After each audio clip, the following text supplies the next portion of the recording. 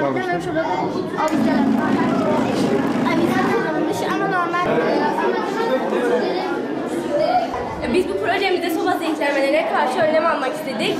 Bildiğiniz gibi soba zehirlenmelerinden dolayı birçok insan hayatını kaybetmekte. Biz de bu akıllı havalandırma sistemiyle soba zehirlenmelerinin önüne geçmek istedik.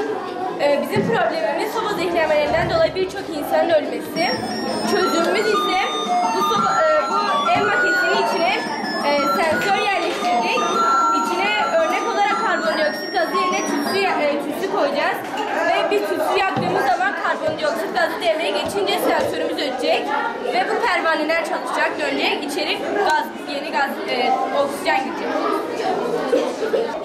7. sınıfta fen bilimleri dersinde sıvıların basıncını işledik. Sıvıların basıncında en iyi örneğimiz prensibidir.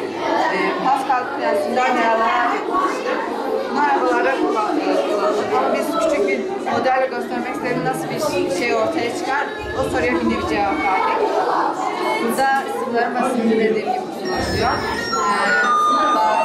Ayağımızda yaptığımız basınçtan dolayı arabamız duruyor, frenliyor yani. Biz de bir nevi basıncı şırıngalarla göstermek istedik.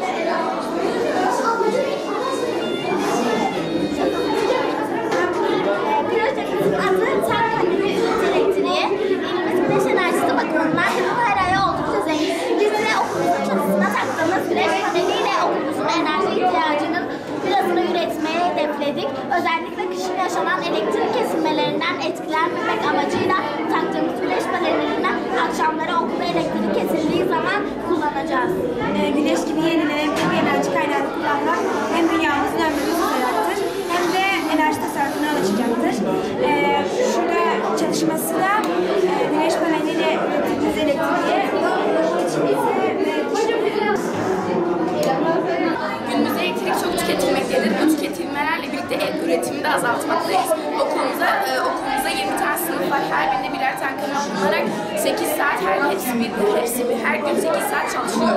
Bir ayda 4800 saat çalışıyor. Biz bu sorunun önüne geçip elektriği üretmek için bir proje hazırladık. Projemiz ise